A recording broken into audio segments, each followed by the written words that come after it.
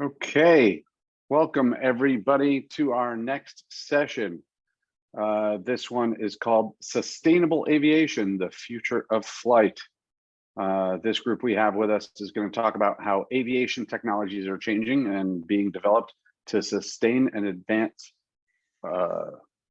flight in all respects. Our moderator for this session is Robert Pierce, the Associate Administrator of NASA's Aeronautics Research Mission Directorate. So Robert, please take it away. Thanks, Jim. Hey, it's a real pleasure to moderate this panel today. I've got a group of very distinguished engineers and technologists. It's a real honor to be able to moderate this panel.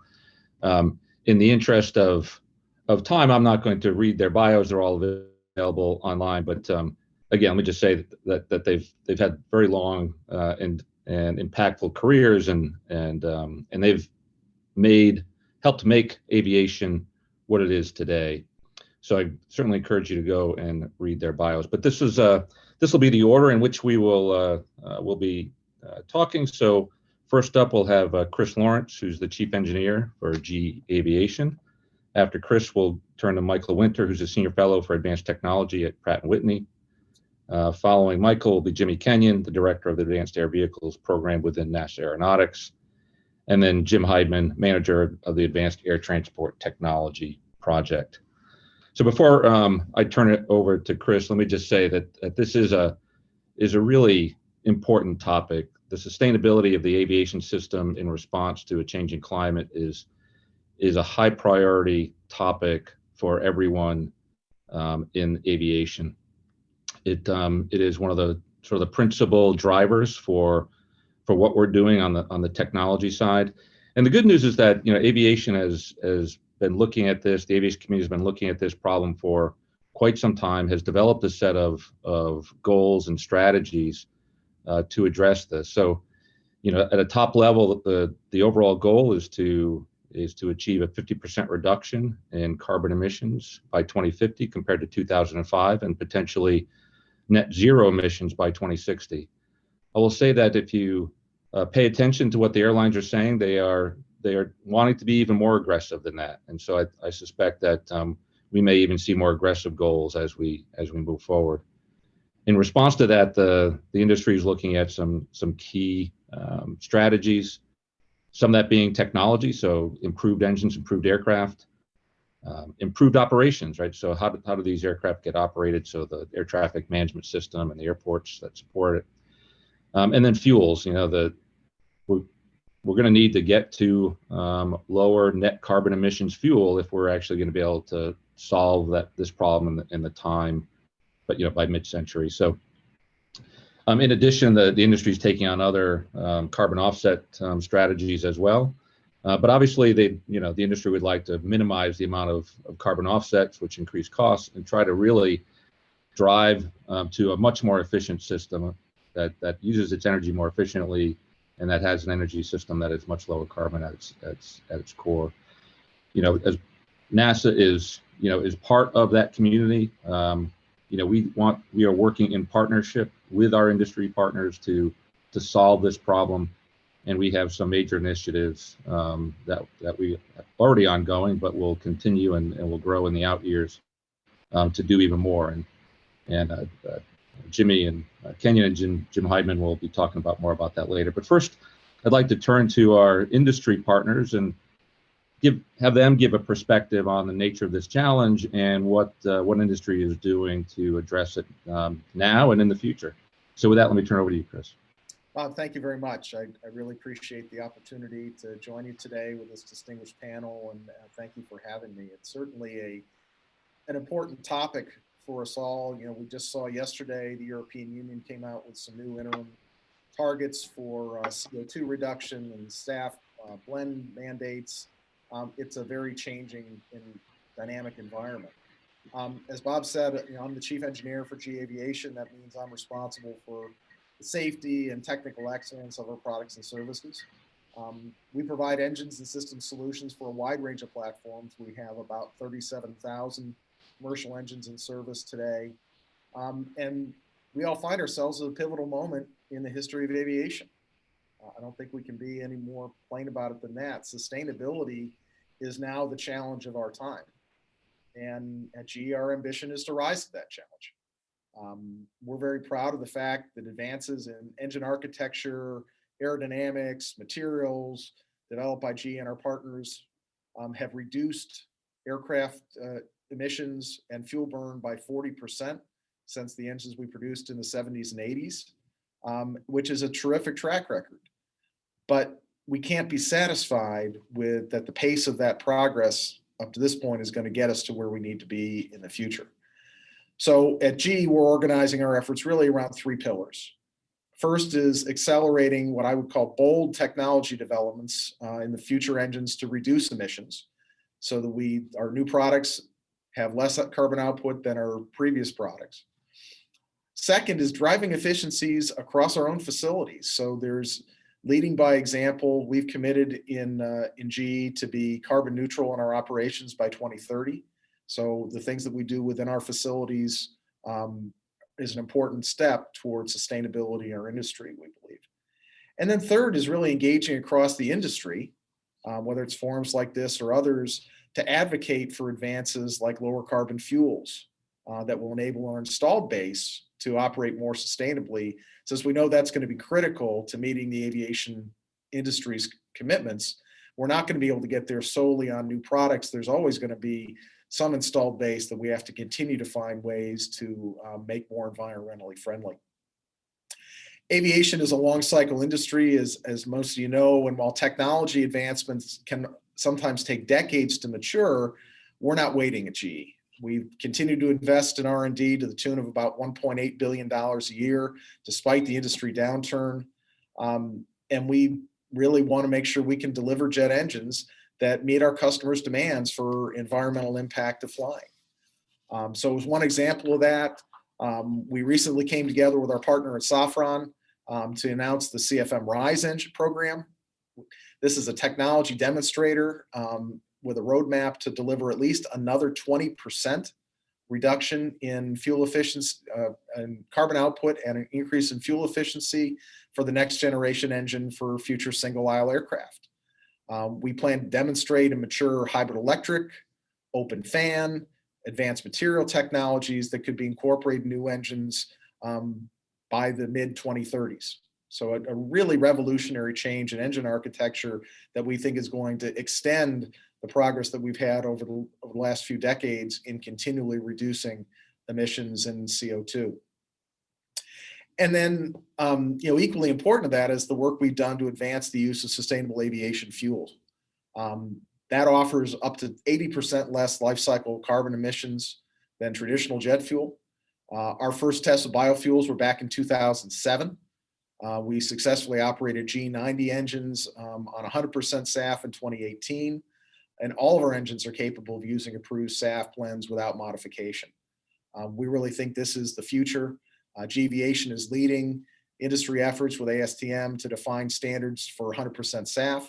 And we're advocating for constructive government engagement, quite honestly, to help make SAF more widely available and affordable, because the scale-up challenge that we're looking at as an industry is really going to be critical to really getting SAF adopted. The challenges technically in the engines and the aircraft are difficult, but are achievable. The scale up to the level of volume that we're going to need as an industry in SAF is really something that's going to require governments, not just here in the US, but around the world, to participate and help to build an industry so that we can achieve the goals that we want collectively.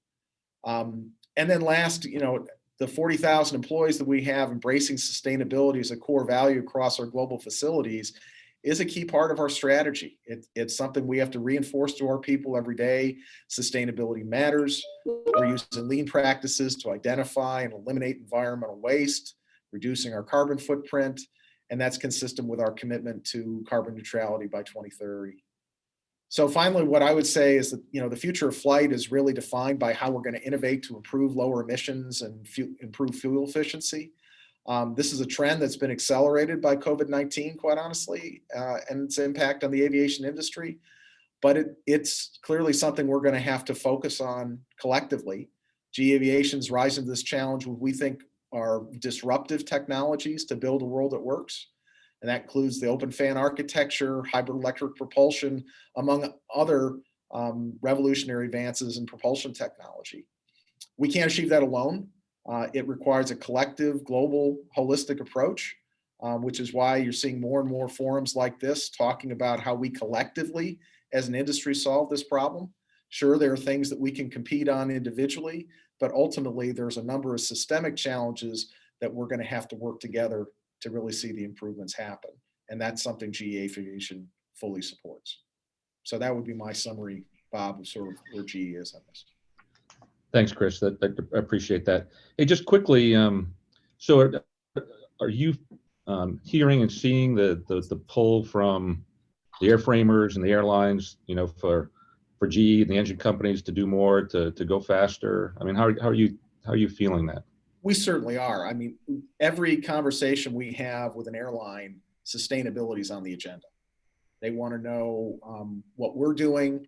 We want to hear what they're doing. We've seen a lot of public commitments from a number of major airlines about what they plan to do. It started with offsets. Now they're going to direct air capture and other technologies. This is something that they recognize is very important for their operations, and something they're hearing, quite honestly, from their customers. You're hearing more and more, particularly with younger generations, that really are starting to look at the carbon footprint of how they travel as a factor in what flight they choose to take, what airline they choose to fly on. And we think that trend is only going to continue in the future. So this is something that's top of mind in every dialogue. It's part of our thought about not just how we do new products and services, but how we make the existing products and services more competitive. We hear it clearly from Boeing and Airbus, where they're looking at not just new products, but a lot more talk about hydrogen, and really getting not just to net zero, which you can do with sustainable aviation fuel, but how do you really get to carbon zero with something like hydrogen or fuel cells or even fully electric battery powered propulsion. And Chris, obviously within NASA, our mission is to lean forward on these technologies and push as hard as we can.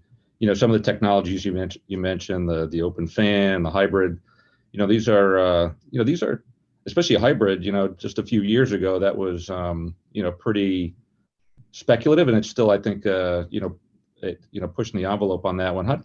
How do you see those technologies? Are those technologies you think you're going to get to a point where you got the confidence to put those into products? Absolutely. We feel very confident.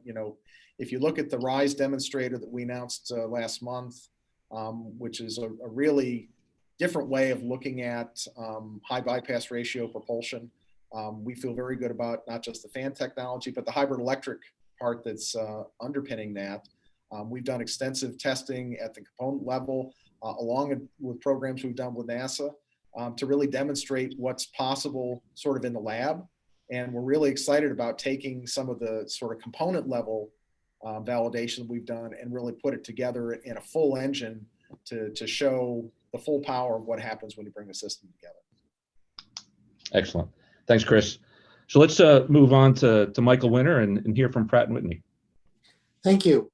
So on behalf of Pratt Whitney, I appreciate the opportunity to speak with you. Let's put it in perspective. In 2019, the commercial fleet burned almost 100 billion gallons of fuel. And while that only represented a little over 2% of the CO2 produced globally, anthropogenically, we recognize that between now and 2050, surface transportation is going to go hybrid, it's going to go renewable, stationary power plants are going to become wind and solar. And so the projections by ICAO are that our industry will be as much as 18% by 2050. So we have to do more. Now, we're all focused, as Chris said, in our factory footprint. But if you look at the life cycle analysis of an engine, only 2% is involved in taking the metal out of the ground, doing all the processing, triple remelting the titanium to get the purity, and ultimately getting that engine to the gate. 2%, the other 98% is flying through the sky. And so it's really the use phase that we need to be focused on, particularly in terms of propulsion. Now, we, as the other engine makers are talking about new architectures, we introduced our new architecture in 2016, the geared turbofan. It was developed in concert with NASA. We spent over $10 billion during the course of 20 years to perfect the system, and we're now operating on 5 different aircraft platforms with over 8 million flight hours under our belt on that architecture. Relative to the savings of that architecture, as we go to the ultra high bypass ratio, which we've already fielded, it is responsible for about 16% fuel burn savings. That, and along with 50% lower oxides of nitrogen. And because the tips of the fans are slowed down so much, the noise footprint is 77% smaller. Now, 16% fuel burn, let's put that in perspective, 3,600 tons of CO2. Consider a tree in the forest. The sun is shining, the tree is doing photosynthesis. So it's pulling CO2 out of the air. Each airplane is the equivalent of 900,000 trees, right, per airplane per year. And we've already populated over 1,000 airplanes with about 5,000 more already on back order. So when we look to the future, we see a lot of opportunity. And as my colleague just described, first and foremost, advancing the cycles. In terms of propulsive efficiency, we have the opportunity to go much, much further. We just dipped our toe in the water when we first introduced the geared turbofan, and working in concert with NASA, originally the geared turbofan is about 12 or 13 bypass. Working in concert with NASA, we've actually demonstrated in the wind tunnel 18 bypass ratio, and the FAA Clean program, we ran a full engine at 15 bypass ratio. So we understand that there's a lot of runway ahead of us to take advantage of the next generation. Similarly with thermal efficiency, we have the opportunity to go to higher temperatures, higher pressures, and smaller cores. And we're really excited about continuing to work with NASA and others on that technology. We've also made very significant investments. Earlier this week, we announced a new pilot facility in Carlsbad, California for ceramic matrix composites. And last month, we announced a $650 million investment in a new facility for hot section components, particularly with very significantly enhanced cooling features. Now, let's talk about hybrid electric. I have some really exciting news to share with everybody today. We've been saying for a while now that there's a sweet spot in the market, and it's available with technology that's here now today. And that sweet spot's about 1 megawatt, right? If you think about urban air mobility, you can do that today. Megawatt motors, drives, generators, modest high voltage distribution. That's happening with over 200 companies of record. Regional turboprops. A Dash 8-100 is 2,000 shaft horsepower. That's 2 megawatts, 50-50 hybrid. And I'm really excited to share with you that at 1 o'clock today, just 45 minutes ago, the Prime Minister of Canada and our team held a press conference. We are entering into a partnership, a public-private partnership that includes de Havilland Aerospace, as well as our Pratt Whitney Canada. And we're have a partnership for $163 million Canadian to do a flight demo of a Dash 8-100, which would be a 50-50 hybrid. So that's that same megawatt equipment, motors, drives, generators, et cetera. We've also bringing those to bear for single aisle applications. And again, in partnership with NASA, we're really excited about the learning we've already had in terms of putting a motor starter generator on the core, a motor generator on the low spool, and the ability to switch just without even batteries is worth somewhere around 3 to 5% fuel efficiency. And as batteries get better, remember the airplanes remain in the fleet for 30 years and the batteries get worn out like in your cell phone. So there are ways to take advantage of that for even greater advantage throughout the life cycle of the airplane. So that's another really exciting opportunity. And then of course, first and foremost, we're focused on sustainable aviation fuels, as Chris said. In fact, we were running on 100% SAF more than a decade ago. We ran 100% SAF in quite a wide range of engines, all the way from our PW600 business jet engines, all the way up through some of our larger engines. back in the 2008-2009 timeframe, again in the 2013 timeframe. And we also are key members of CAFE, founding members of CAFE, that led to the ASTM 7566 standard that allows for drop-in replacement of sustainable aviation fuel. And then there's, as was mentioned earlier, hydrogen. Hydrogen has an advantage that it doesn't include a carbon atom. And so we are investigating the use of hydrogen. In fact, we actually built full engines in 1958 as part of Project Suntan in concert with Lockheed Martin Skunk Works for a successor to the U-2, and we were running full engines on hydrogen. Those were engines that actually used a hydrogen expander cycle because hydrogen, while it has 3 times the specific energy by mass, it takes up 3 to 4 times more volume, so you have to liquefy it. Having that huge source of cold on board, there's ways to take advantage of that in flight. And so we did that in the 1950s, and we're getting ready to start doing that again today. And then to burn the hydrogen with low or lower NOx than we experience today. So we don't see a single solution here. We see a superposition of solutions like hybrid, along with mild hybrid, along with propulsive and thermal efficiency enhancements. And if we can get all these technologies developed in the next few years and demonstrated, then it'll be ready for entry into service on the very next airplane in the 2030 timeframe. So we're really excited about that opportunity. The last thing I want to say is our industry used to be perceived by the up and coming students in science, technology, engineering, and math as, big, hard, lumpy objects, not the cool high-tech stuff. Well, with sustainability, we're cool again. And this is great for us to have and it be an inspiration to the next generation and inspire and bring forth with inclusivity, the next generation of engineers and scientists. So thank you. Hey, thanks, Michael. Yeah, and I think that last statement's really good.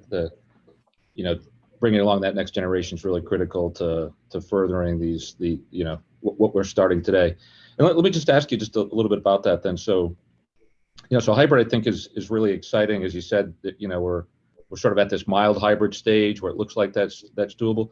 When you look out, how do you see that progressing? Not in the next engine, but the engine after that, and so forth. And because it opens up lots of design space as we get more sophisticated with hybrid. How do you see that evolving? So yeah, so it's important to think about the architecture. We're all good systems engineers, right? So the way you architect these things is going to be very different as you look to different domains of flight.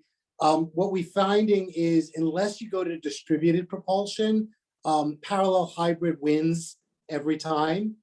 Distributed propulsion changes that equation a little bit.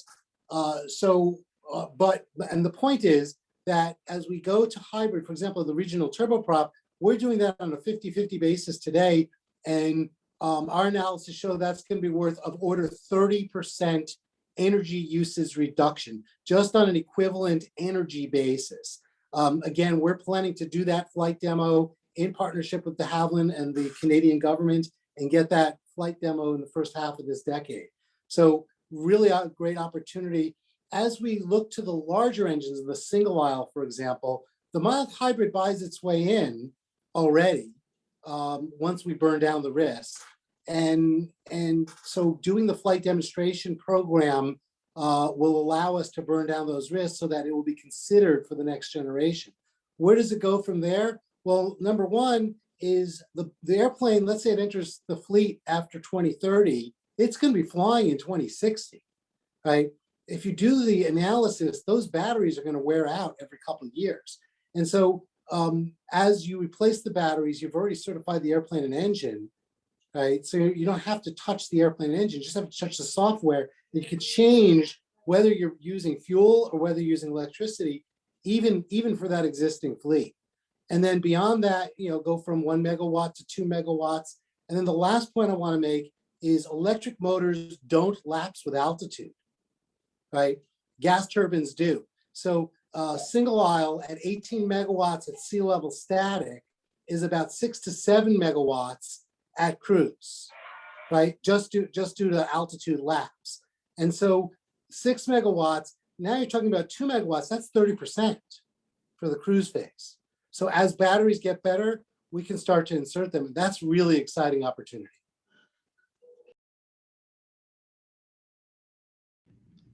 Thanks, Michael.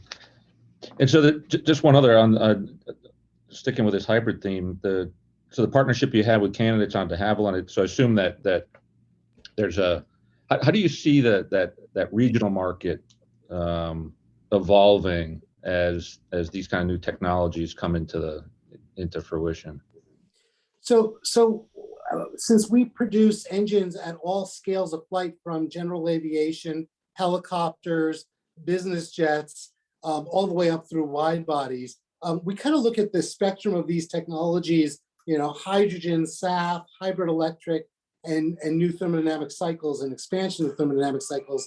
And we look at it sort of in a holistic way. General aviation and helicopters, we see them migrating towards fully electric with demonstrations in the first half of the decade, and really starting to go fully electric sort of 2030-ish and beyond. For the middle regional turboprops, we see hybrid electric certainly starting sort of the second half of this decade. And then the degree of how hybrid it is, that'll be a continuum. Also important to note that if we start to see hydrogen show up on the flight line, it'll be a lot like fleet vehicles on the ground. Buses, for example, there are a lot of cities that have hydrogen buses that use fuel cells today.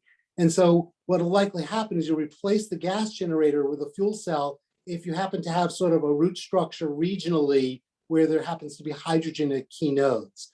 So again, it's going to be that superposition. And then throughout all of this, we see SAF, 50% today, 100% tomorrow. And then we're watching carefully and making sure that as hydrogen does develop, and if the infrastructure should emerge, that we're ready. All right, thanks, Michael. So let's move on to Jimmy Kenyon. And Jimmy, obviously we have some really important initiatives to complement what industry is already looking at, and we're moving out on that. So can you talk a little bit about NASA's posture on all this? Absolutely, Bob. And I'll start, just underscoring what you and Chris and Michael have already said, which is, as we look forward, sustainability is really going to be the defining hallmark of our industry for the next number of decades. Certainly until we've solved the issue or solved the problem. And it's not just clearly it's an environmental challenge, but when you look and see how governments and industry are trying to address this, it also becomes an economic and a competitive challenge. And so it really behooves us as a government agency to kind of bear down and bring what we have and the resources we have to bear with our people and our capabilities and our resource and our funding to be able to tackle this challenge and to work closely with industry partners like Pratt Whitney and GE to be able to do that. And so, as Bob alluded to, we have launched a number of important initiatives addressing multiple aspects of sustainability. One of the keys, of course, is technology to make airplanes fly more efficiently.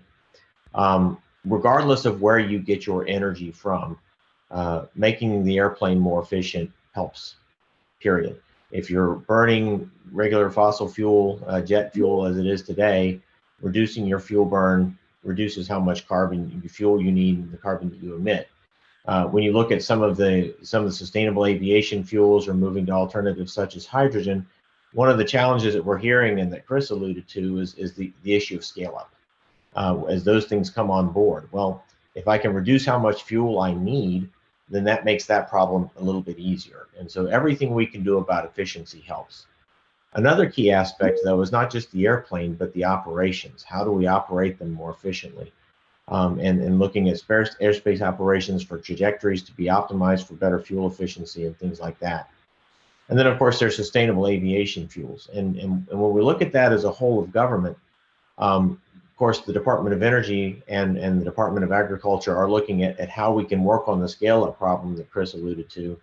But our challenge at NASA is making sure that as those come on board, we can actually use them within the airplanes. And so Chris and Michael have both talked about being able to do that. But being able to do that and certify and have that consistently happen is something that we want to make sure that we're focused on, as well as opening up new pathways for those fuels so that we have more options for sustainable aviation fuels and more options to make that scale up happen. And so what we're doing is building on research that's really been ongoing at NASA and in partnership with industry over more than a decade, advancing the state of the art, but really developing a number of different technologies. But at this point, we've come to identify 4 key technologies that we think are fundamental to being able to make our airplanes much more effective.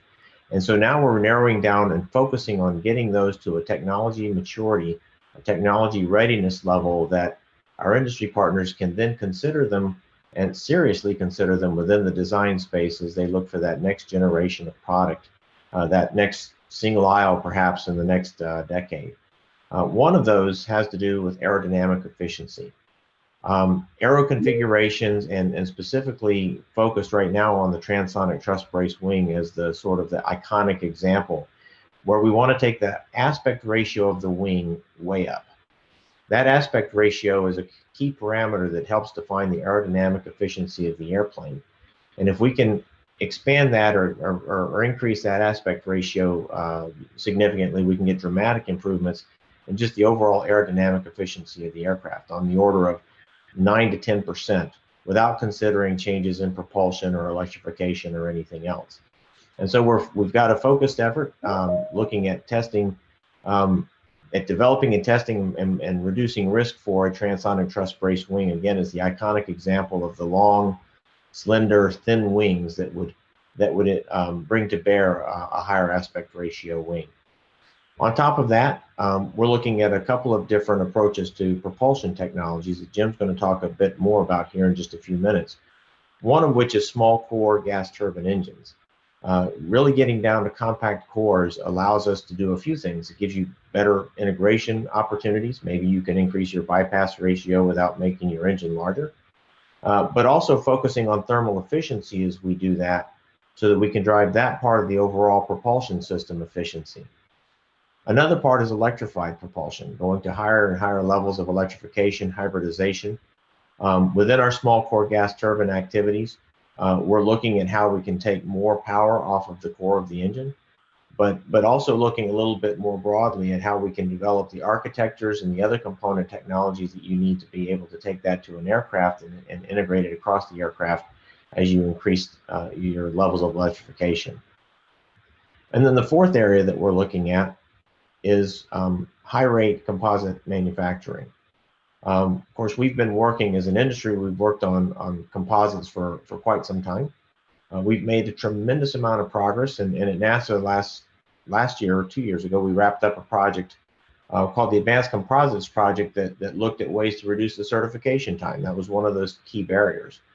But now as we look at trying to get this thing to where it can penetrate the market and really become a reality for the aircraft that are going out there, we need to address manufacturing rates and being able to manufacture advanced composite large aircraft structures at a rate with consistency that we can make sure that they are certified and we don't end up slowing down with all sorts of verification and validation, because we know how to do that less expensive, and we also know consistently what we're going to get out of this manufacturing process. And so those are the 4 initiatives that we're working on. And to bring those together, this year we're launching what we're calling our Sustainable Flight National Partnership, which is really all of these activities coming together. And an iconic part of that is a new activity looking at a sustainable flight demonstrator. A new project, maybe it's an X-plane, looks like an X-plane, but it's certainly a large-scale flight demonstrator that would take the aero configuration technologies to flight so that we can demonstrate those in the relevant environment and also lay the groundwork to take other technologies to flight as they become more mature as well. And so that sustainable flight demonstrator is a major part of our portfolio and a major part of demonstrating NASA's commitment, the government's commitment, and working with industry, our industry's commitment to making this sustainability a reality. Now, of course, that's the technology side. On top of that, we're looking at a new effort in terms of sustainable aviation operations. And here we're looking at how we manage our airspace to be able to more efficiently manage departures and arrivals as well as trajectories as the aircraft are in flight. We've demonstrated the technologies at a major airport where we can manage aircraft departures so that you minimize the time taxiing, you minimize the time idling on the ground. When you back off of the gate, you go straight to the air. And we've saved quite a bit of fuel by doing that, not to mention runtime on engines, which saves you maintenance costs. So continue to advance those technologies, things like how to do a better job with weather avoidance and things like that. Big part of what we're doing on our operations side. Of course, when you do that, you have to have a couple of other pieces there.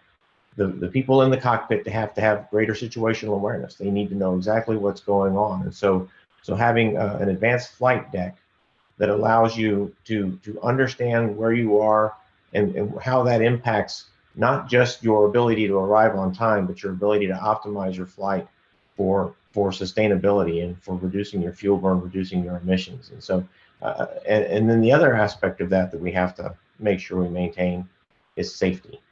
We have to make sure that these things continue to be safe, continue to operate safely, and do that as we look at airplanes that maybe these new airplanes have different kinds of operating characteristics.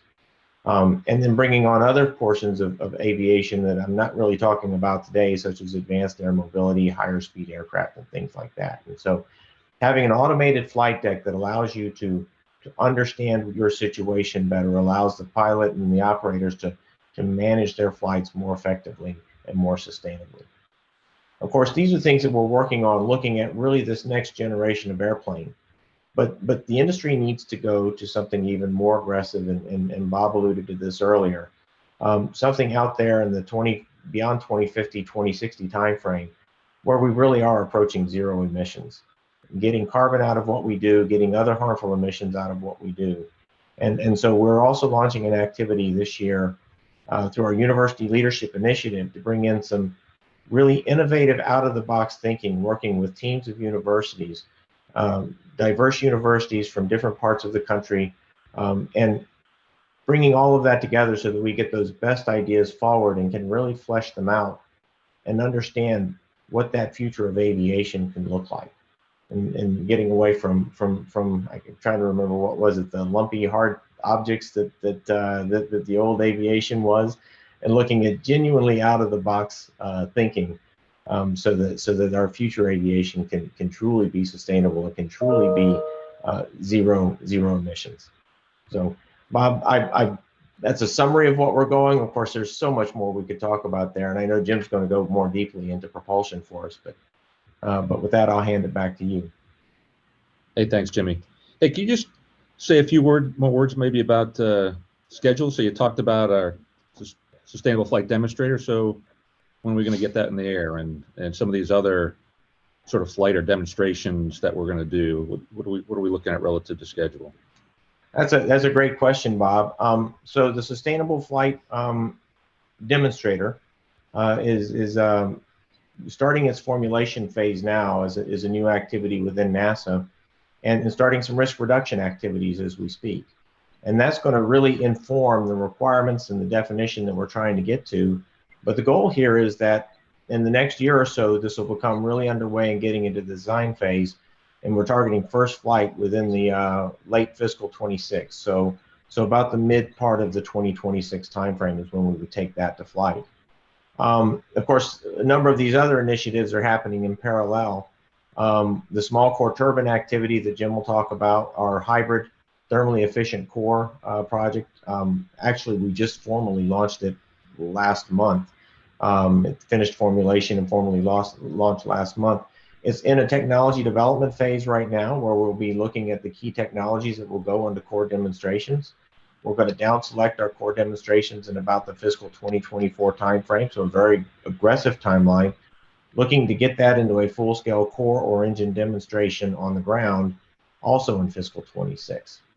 Our high-rate composite aircraft manufacturing project is in formulation now, working through its acquisition strategy, its partnership strategy, and developing the no-kidding requirements looking to launch into formal implementation later on this year. And then once we do that, we'll be going out again, going through a number of technology development and selection activities to a down select to a couple of different methods and processes, getting us either to a major wing section or a major fuselage section manufacturing demonstration, maybe even both if we can make that work out, which would demonstrate the ability to manufacture those major components through a ground test and then test them on the ground so that we can demonstrate that, yes, we actually got what we expected out of that manufacturing process. And then finally, on the electrification part, and I know Jim's going to talk to this a bit further, we have some activities going on. We're in test on some technology development activities right now on our NASA electric aircraft test bed up at the Glenn's Armstrong test facility. But we're also right now in the procurement process for an electrified powertrain flight demonstration, which is looking to integrate a full-scale megawatt class electric powertrain on an airplane and fly in the fiscal 24, fiscal 25 timeframe. The overall goal of this we're looking at is if we can get these things to technology readiness level 6 within the mid to late part of this decade, the 2025 to 2028 timeframe, we're looking at getting there so that it can be within industry's design space with enough lead time to get into the next product cycle in the early to mid part of the 2030s. Excellent, thanks, Jimmy. And so that brings us to Jim Heidman, and I think I think one of the things that distinguishes our ATT project is the fact that many of these ideas started there, at low TRL, and it's that process of exploration and test and advancement and so forth that leads to our ability to select a few big things to bring to high TRL. So Jim, why don't you say a few words about where ATT is in all of this? Right, thanks, Bob, and that's a really good point. I'm glad you said that a lot of the stuff you heard Jimmy and really all the speakers talk about had some of their beginnings in ATT efforts in the past. So it's a kind of a message of making sure that pipeline of technologies is there to get that next generation of ideas ready for implementation into the market. So that's kind of a thread through everything we're doing. I'm not going to talk too long because I know you all want to get to questions and ask some of those tough questions, but I'll just try to reiterate some of the things that others have talked about and maybe hit some points. So like Jimmy said, I'm going to focus a little more on 2 of those 4 key technologies that he mentioned, the small core and the electrified powertrain. And actually, Jimmy did a really good job of already describing that. So in the small core, the high-tech project has been stood up, as Jimmy indicated. In the past, though, we've worked on small core technologies for many years with both GE and Pratt and other partners. We've done a lot of work recently in the small core compressor area, for example. So one of the key challenges for the small core is, you may ask, why is it small? You're going to higher thermal efficiency. You're going to higher temperatures, higher pressures, and that drives down the size of your engine. You're driving down to very, very small compressor blade sizes. You can get the rear stage of the compressor down to maybe a 1/4 inch blade height or less in theory. And the challenge there is maintaining the efficiency of the compressor in that environment. So that's one of the big things we've worked on. We just had a major activity wrap up, and we've done work with both GE and Pratt, as well as other partners, on advanced casing treatment and advanced design methods for rear block compressors. And that's going to feed in nicely, I think, to high tech and some of the approaches there.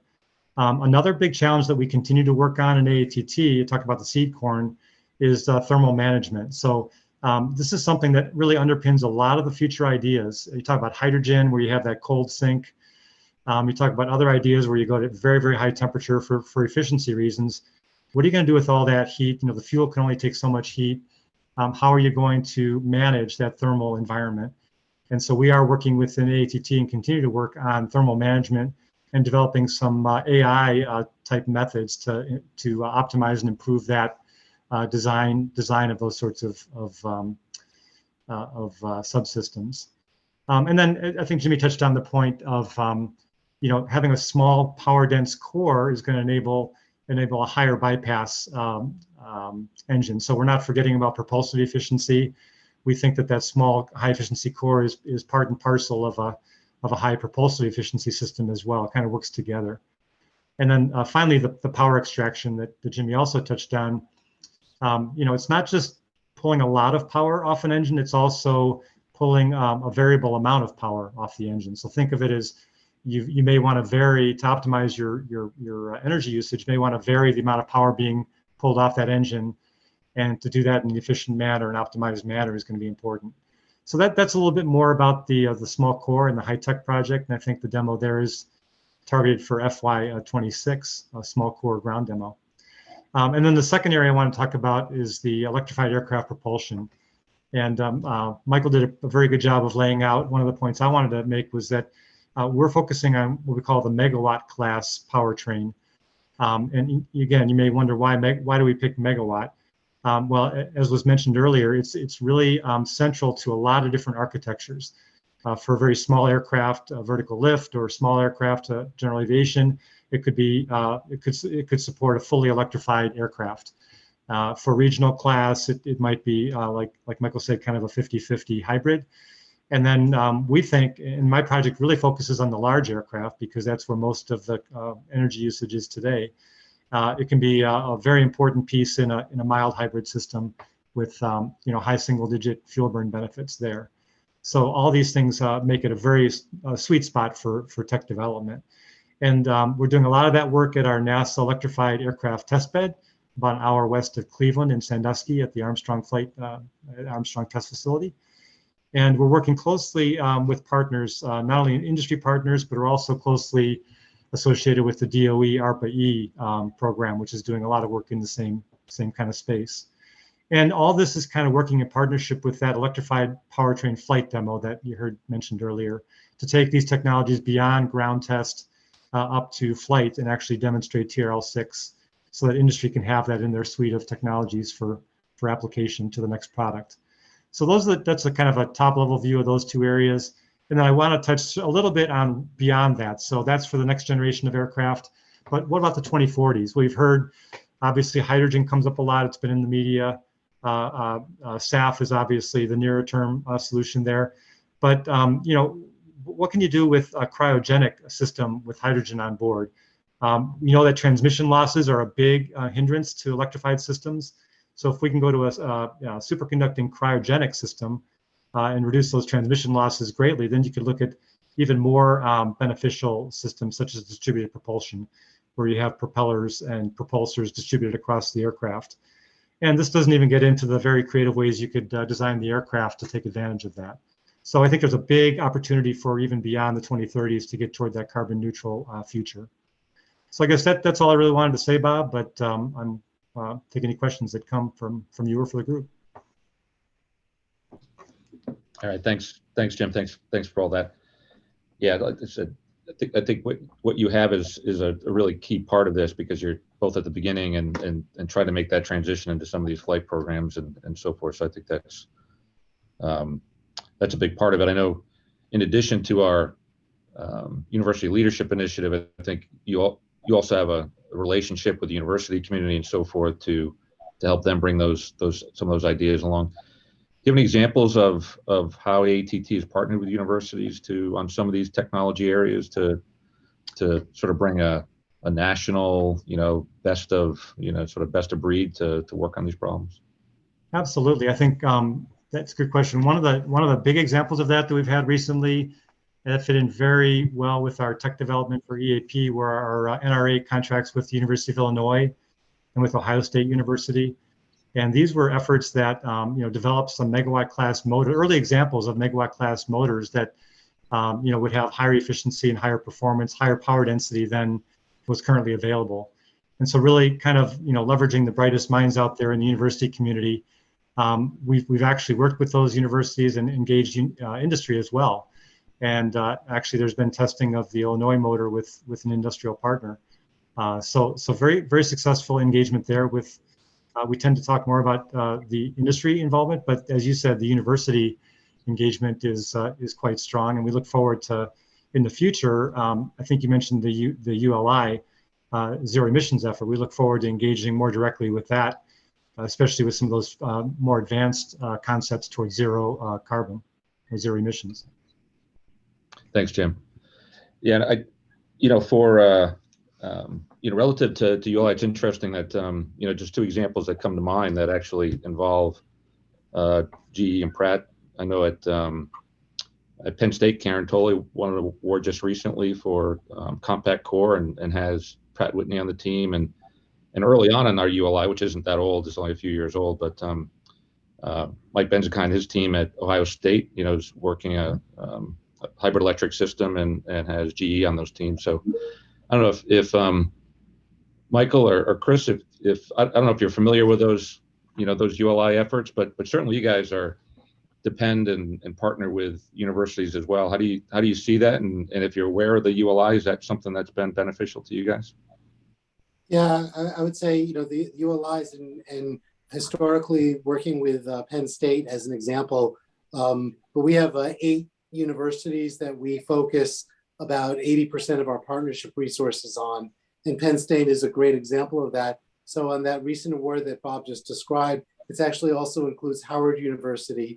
And it brings together a few other elements, including additive manufacturing, to look at some of the optimized designs in some of these airfoils and be able to optimize.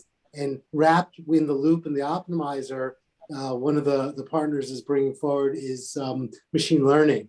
And so we use the optimizer as essentially machine learning to converge the solutions on new topologies.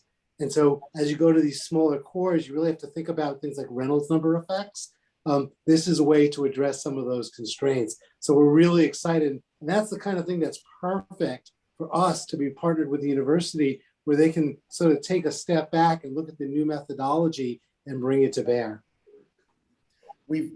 Bob, we've had great success with the universities. You mentioned the work we're doing at Ohio State with Mike Benzikind. We have similar programs at Notre Dame and other places, really around the world, different university relationships. But certainly here in the U.S., it's great to not only see the technology that we're able to develop there, hybrid electric, aerodynamics in the 2 examples I've given, but also that's the talent source. I mean, that's who's going to be designing this in the future, is the people we have coming out of these universities. I was a grad student myself. I guess it's a long time ago now, but that's how I got in. And I think that's something we can all relate to and say, we got to get this excitement about where things are going. And these kinds of programs that NASA has sponsored for many, many years is really a great source of bringing people. My PhD thesis was a NASA program. So I'm a product of great focus on technology from the NASA team.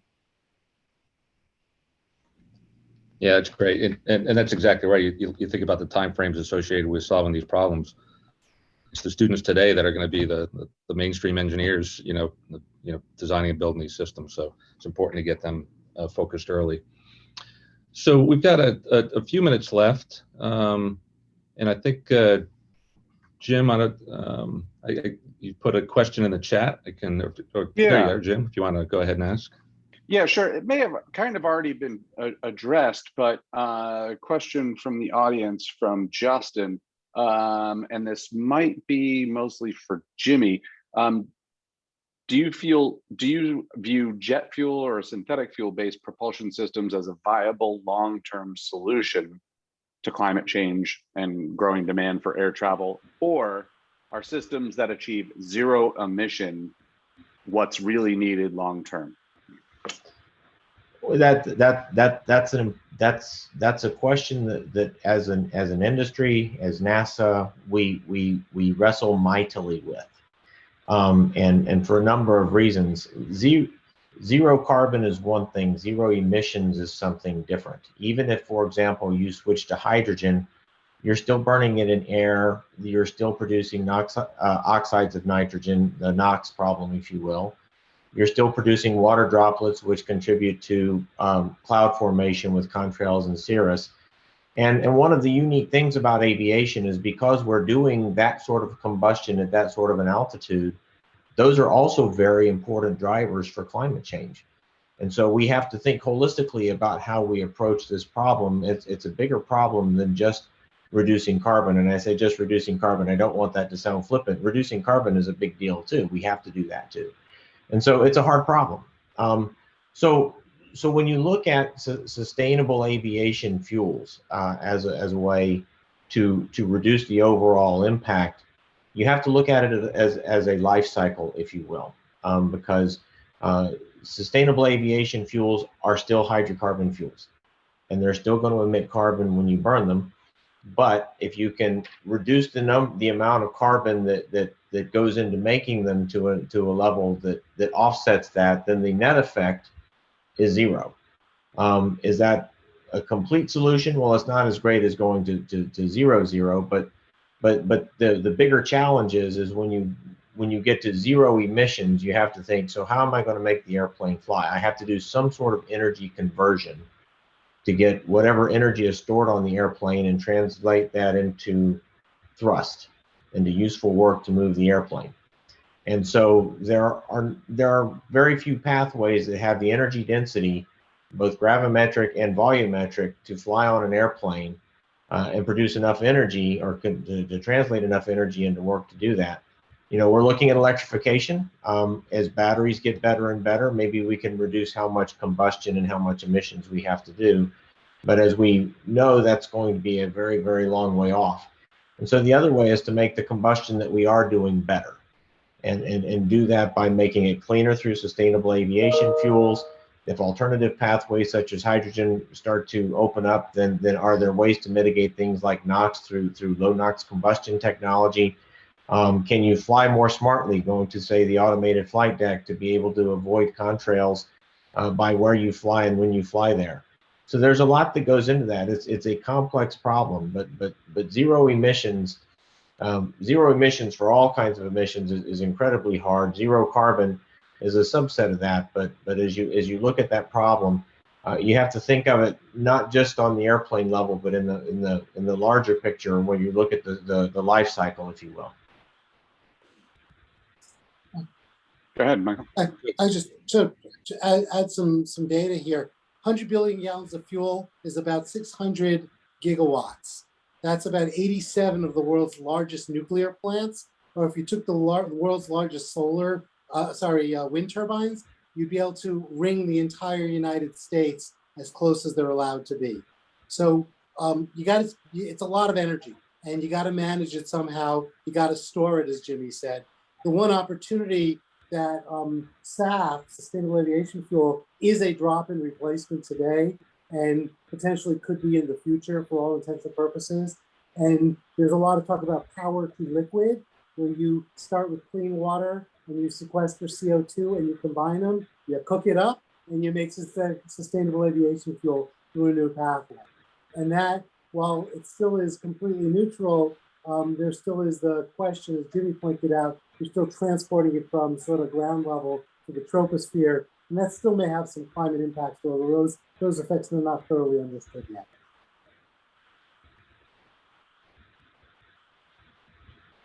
Great. Bob, if I may, so we've just got a couple minutes left. I have one more, and it's mostly for Michael and Chris. So, you're talking about, the open fan engines, things like that. How closely are you working with the airframe manufacturers on the changes that you might see in store for the power plants, and what that means for their airframe design, and vice versa? If they're looking at a strut braced wing, stuff like that, what does that do for you as a power plant manufacturer and designer? And then, we don't have time right now. We have 1 minute left, but what does that all do for infrastructure? So a quick answer from either of you. So Jim, what I'd say is, we have constant ongoing dialogues with all the major airframe manufacturers. The things we talk about publicly, we've been talking about with them for quite a long time, and vice versa. They share with us things that are not public as well. We feel very good about the future, and we think we've had great dialogues with all the major airframers about opportunities and where they're going to go in the future. So we too continuously have dialogue with the airframe companies. we're really excited about the installation opportunities with our geared turbofan, and we understand those technologies. At Pratt Whitney, we're also the largest provider of open rotor propulsion. They're called turboprops. And so we understand those technologies. We've made our decision in terms of architecture. We look forward to others doing the same. Gotcha. Well, Bob, Jimmy, Jim, Mike, Chris, thank you so much for your time today. Really appreciate it. This is great. Unfortunately, we are out of time. So thank you so much for doing this. We really appreciate it. And yeah, we'll see you next time. Thank you. All Thanks, right. Jim. Take care, gentlemen. And let's move on now to our next segment. It's a Glenn Extra segment, and we're going to get started right away. Hop on over there. Thanks.